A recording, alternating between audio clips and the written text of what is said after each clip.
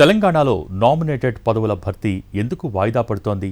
కొత్తవి లేకపోగా ఖాళీ అయిన వాటిలో కూడా ఎవరినీ నియమించకపోవటానికి కారకులు ఎవరు? మొత్తం ఆయనే చేశారంటూ ఆ విషయంలో అన్ని వేళ్లు ఎవరి వైపు చూపిస్తున్నాయి? అందుకు ఆ నేత ఇస్తున్న ఆన్సర్ ఏంటి? అధికార పార్టీలో ఇది రాంగ్ ఇండికేషనా లేక రాంగ్ డిస్కషనా? తెలంగాణ కాంగ్రెస్లో ప్రస్తుతం నామినేటెడ్ పదవుల భర్తీకి సంబంధించిన వ్యవహారంపై జోరుగా చర్చలు జరుగుతున్నాయి. చాలా రోజులుగా పోస్టుల కోసం ఎదురు చూస్తున్న వాళ్ళకి ఈసారైనా దక్కుతాయా లేదా అనే అనుమానాలు పెరిగిపోతున్నాయి. దీనికి తోడు ఇటీవలే 37 కార్పొరేషన్ చైర్మన్స్ పదవీకాలం ముగిసిపోయింది. వాళ్లను తిరిగి కంటిన్యూ చేస్తారా? ఒకవేళ చేస్తే ఎంతమందికి ఛాన్స్ దక్కుతుందన్న అంశం కూడా కీలకంగా మారింది. దాని చుట్టూ కూడా పార్టీ వర్గాల్లో రకరకాల చర్చలు జరుగుతున్నాయి. అదంతా ఒకెత్తైతే అసలు నామినేటెడ్ పోస్టుల భర్తీ పెండింగ్లో పడటానికి కారకులు ఎవరన్న కోణంలో కూడా హస్తంలో డిస్కషన్స్ నడుస్తున్నాయి. ఈ క్రమంలోనే మొత్తం మీరే చేశారు అంటూ పీసీసీ అధ్యక్షుడు మహేష్ గౌడ్ వైపు చూస్తున్నారట పార్టీ లీడర్స్ కొందరు. ఆలస్యం మొత్తం ఆయన వల్లనే అంటూ కొత్త డిస్కషన్కు తెరలేపారు. పార్టీ వైపు నుంచి సరైన ఫాలోఅప్ లేకపోవడం వల్లే పదవుల భర్తీ ఎప్పటికప్పుడు వాయిదా పడుతోందన్నది సదరు వేలు చూపించే వాళ్ల వాదన.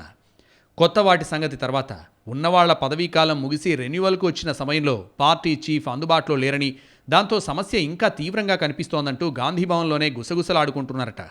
అయితే పీసీసీ చీఫ్ మహేష్ గౌడ్ మాత్రం ఈ చర్చను తిప్పికొడుతున్నారు. అసలు ఆ టాక్ రావడానికి కారణాలను కూడా వివరిస్తోంది పీసీసీ టీం.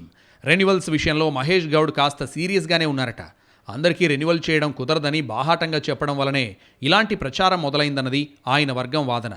మరోవైపు కార్పొరేషన్ చైర్మన్ పోస్టుల భర్తీ విషయంలో చాలా అంశాలను పరిగణలోకి తీసుకోవాలని, అందరినీ గుర్తించాల్సి ఉంటుంది కాబట్టి పీసీసీ చీఫ్ అంత సీరియస్గా ఉన్నట్లు చెబుతున్నారు. పదవి వచ్చాక కూడా పార్టీ కోసం పనిచేసిన వాళ్లను తప్ప మిగిలిన వారిని కొనసాగించేది లేదని క్లారిటీ ఇస్తోంది పీసీసీ. సీఎం రేవంత్ రెడ్డి కూడా పనిచేసిన వాళ్లను మాత్రమే కంటిన్యూ చేయాలన్న ఆలోచనతో ఉన్నారట.